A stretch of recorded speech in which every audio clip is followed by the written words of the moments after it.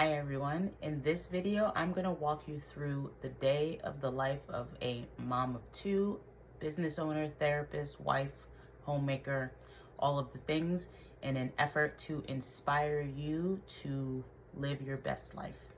So, if you've not seen these videos before, my name is Eddie and I am a therapist, but I'm using this platform to share. I am going to, what am I talking about? I am vlogging. I am recording 100 videos in an effort to inspire you and to keep myself accountable on the way towards accomplishing my goals. And my 3 goals for this year are to become a multimillionaire, to get to my goal weight, and to become the best kick-ass therapist that I can be. So, in order for me to do that, I have read this really incredible book, which is called The One Thing. And I think I've read a bunch of books, right? But like The One Thing really solidified for me that I need to just like stop with all of the things. I can imagine if you're a mom, you know how challenging it can be to do all of the things, right? Like the reality is, as moms, we're the primary caretakers, nurturers, like maker of sandwiches and lunches and laundry and cleaning the house and blah, blah, blah. And good luck trying to have a hobby or an interest. It's just really hard. And then you're getting called that like the kid is sick and you got to go get the kid, or, like you got to fill out this permission slip, or and I have 2 kids that are not even in school yet. And here's the secret. I am actually freaking out a little bit because when my 5-year-old goes to kindergarten in September, like 180 days is what it is in New Jersey, right? And so when he's at daycare, can't even tell you, but like 300 days that he's at school, and then that's going to be dwindled down to 180, not including half days or sick days or whatever, spring break, I don't know. But like, it's hard even when they're at daycare to try to get all the things done, right? Because I see clients, I run intensives, I network. It's a lot. But having read The One Thing has really helped me to remember that, like, if I can just focus on one thing a day that like is either that is a priority, right? Priority. We have muddled up that word to say priorities, which means that there's a lot of things that are important to us, but really a priority is to say you're going to pick something and you're going to stay in that lane and you're going to accomplish that thing, soup to nuts, get it done. Focus on that. If you can focus on that, then like maybe you can tackle these other things. And while you tackle this one thing, the other responsibilities are going to crumble around you, and there's going to be chaos and there's going to be all of these things. But okay, we have to be prepared for that in order to focus on the one thing, right? So for me, I think about one thing from the personal and the professional. The global thing about like becoming a millionaire is I also think about that as being a one thing, but that is maybe more passive, let's just say, right? It's not something that I can say to myself, oh, I did this thing and that is contributing to me achieving the goal. So for example, if I know that I want to get to my goal weight, and really the goal weight is not real, and I hate saying goal weight because it's not about a weight. It's like a lifestyle, right? I want to be healthy. I want to have energy for my kids. I want to just, like, cancer runs in my family, diabetes runs in my family. Like, I want to like stop all that. I want to prevent all that. But really what they all say to you is that like you need to be healthy, you need to lose weight, you need to that's the way to stave off, these degenerative diseases, right? And so for me, it's about saying, okay, if getting to my goal weight and get to a healthy weight is going to help stave off disease so I can be around for my kids, like that's my goal. That's my goal. Becoming a great therapist, that's my second goal, right? Like I really want to help my clients transform their lives. And in order for me to do that, I need to listen to them. I need to be present. I need to think about what they need. I need to be able to offer them techniques. I need to be offered to offer them tips and tricks, really get in there with them. I specialize in EMDR, so you got to keep up with the research. Like, there's a lot of things, right? Like, there's trainings, there's different modalities. You're working with, intergenerational trauma and complex trauma, and there's a training on, dissociation. So for me, becoming a great therapist means that I need to keep up with the, the trends and what's happening in the world. And then again, like I said, globally becoming a millionaire, like, I think that will just be a byproduct of these two things that I focus on, right?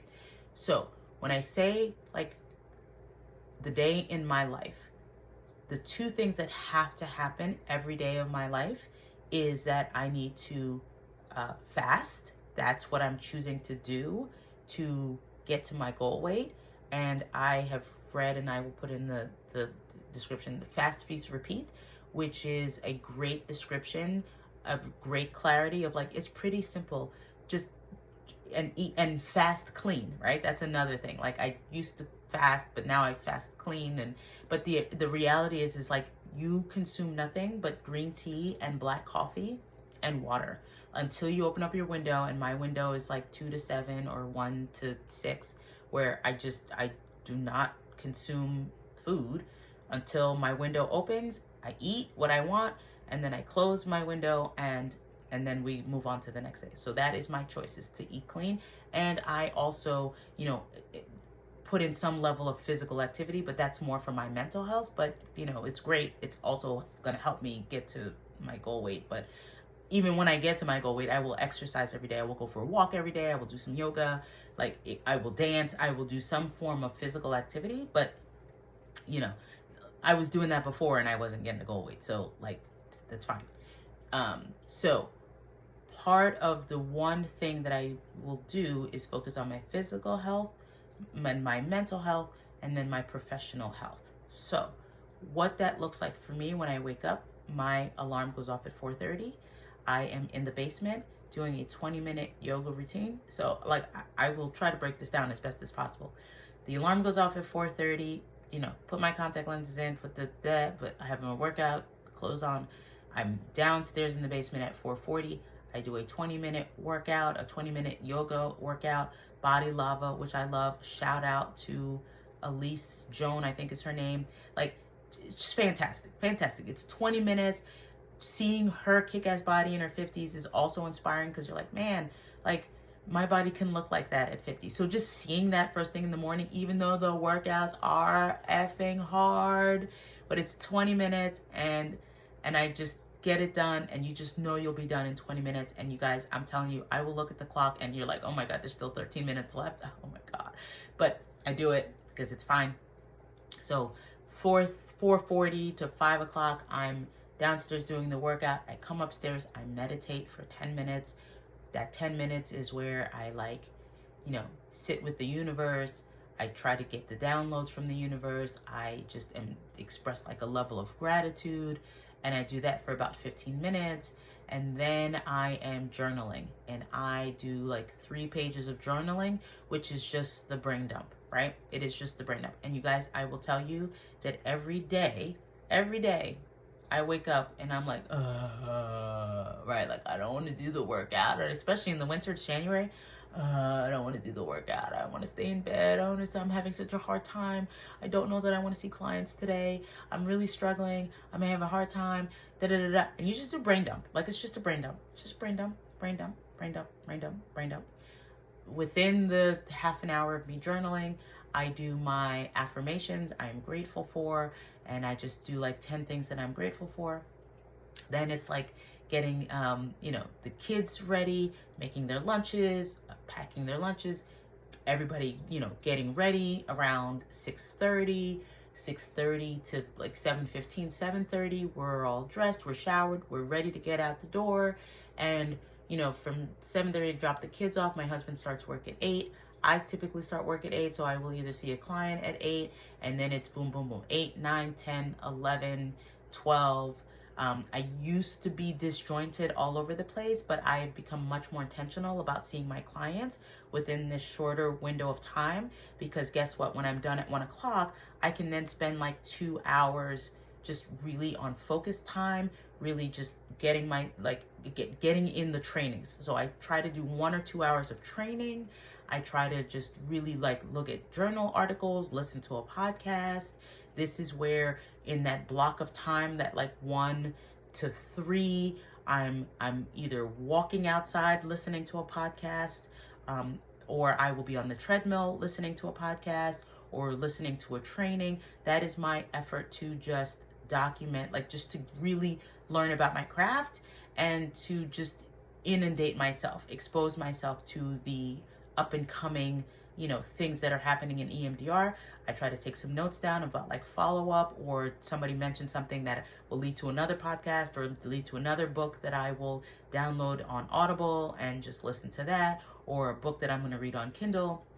And so that is kind of how that day looks. 4 o'clock, I start to cook dinner. Maybe there's a load of laundry that goes in. Maybe it's just, doing a clean or a wipe down of something. Then it's getting the kids around 4:30. If it's Monday and Wednesday, there's karate at 4:30. And no, I'm sorry. I pick them up at 4:30 or 4:45 at the latest. And then we're either home or we're going to karate. And then we're home by 5:45, 6 o'clock. We're doing homework from 6. We try to chill out, have dinner. 6:30. 6:30. We watch the news. 7 o'clock. The 18-month-old goes to bed. I do a little bit of planning for the next day from 7 to 7:30. I come downstairs. My husband and I and my son will hang out for about half an hour. I come upstairs, 8 o'clock.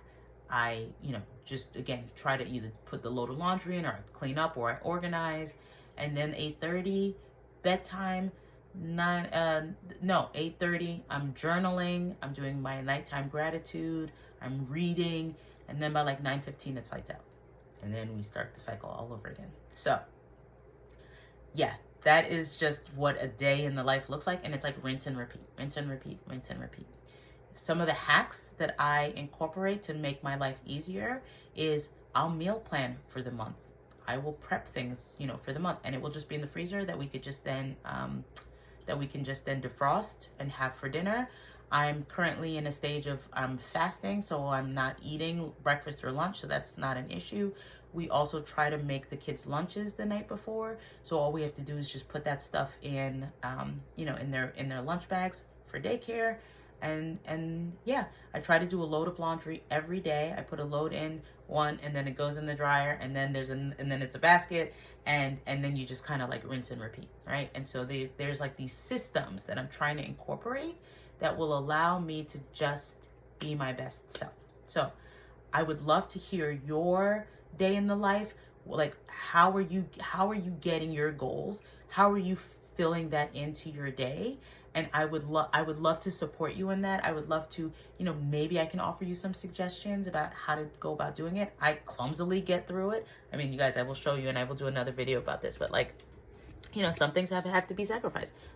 My office right now, it's a disaster, I don't even want to say it's a disaster, but I'm not obsessing about cleaning my office. Well, maybe I should be instead of recording this video, but I'm doing this anyways because I want to inspire you. But instead of, I can't do all the things, right? So I will just try to spend, half an hour if I can find it and just tackle something in the house, right? There's a system, if things get organized, but then there's the bigger projects that I try to say, okay, let me carve out 15 minutes to just put stuff away. And I give myself 15 minutes. I don't do more than that because I'm, not that it's not a priority, but it's I'm trying to reduce having to do all the things, right? So I hope this was helpful. I would love to hear a day in the life, any suggestions as to how to make my life even more streamlined. I would love that. But I am just trying to inspire you guys to live your best life. You can do it. You can do it. You can do all of the things. It might be messy, but you can do it. So I hope this was helpful, and I'll see you in the next one. Bye, guys.